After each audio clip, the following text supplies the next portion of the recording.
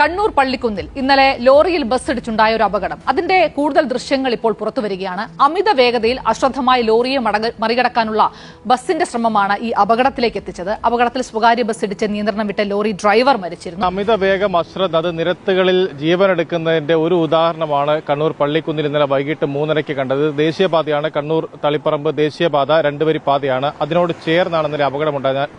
തളിപ്പറമ്പ് ഭാഗത്തു നിന്ന് വന്ന സ്വകാര്യ ബസ് അത് ഈ ലോറിയെ മറികടക്കാനുള്ള ശ്രമത്തിനിടയിൽ അതിന്റെ പിൻഭാഗത്ത് ഇടിച്ചു. അങ്ങനെ അതിനുശേഷം നിയന്ത്രണം വിട്ട ലോറി ഇവിടെ ഉണ്ടായിരുന്ന ഒരു മരത്തിൽ ഇടിച്ചതിന് ശേഷമാണ് നിന്നത്. ആ മരം ഒന്നാകെ കടപുഴകി ഇവിടെ വീണ് കിടക്കുന്നുണ്ട്. ഈ ക്യാബിനും അതുപോലെ ഈ സീറ്റിനും സ്റ്റിയറിംഗിനും ഇടയിൽ കുടുങ്ങിയാണ് ജലീൽ മരിച്ചത്. വളരെ പണിപ്പെട്ടാണ് ജലീൽ ഇതിനുള്ളിൽ നിന്ന് പുറത്തെടുത്തത്.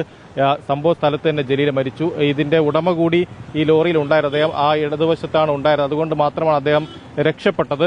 ഈ അപകടം ഉണ്ടായത് ഇപ്പോൾ ആ CCTV ദൃശ്യങ്ങൾ തന്നെ വ്യക്തമാകുന്നത് ഈ സ്വകാര്യ ബസ്സുകൾ അത് ഈ റൂട്ടിൽ, അതായത് കണ്ണൂർ പയ്യന്നൂർ റൂട്ടിലായാലും കാസർഗോഡ് റൂട്ടിലായാലും കോഴിക്കോട് റൂട്ടിലായാലും ലിമിറ്റ് സ്റ്റോപ്പ് സ്വകാര്യ ബസ്സുകൾക്ക് മുന്നിൽപ്പെട്ട എല്ലാവർക്കും മനസ്സിലാകുന്ന ഒന്നാണ്. എത്രത്തോളം അമിത വേഗത്തിലും അശ്രദ്ധമായും മറ്റുള്ള വാഹനങ്ങളെ പരിഗണിക്കാതെയുമാണ് സ്വകാര്യ ബസ്സുകൾ മത്സരയോട്ടം ഈ പാതയിൽ നടത്തുന്നതെന്ന്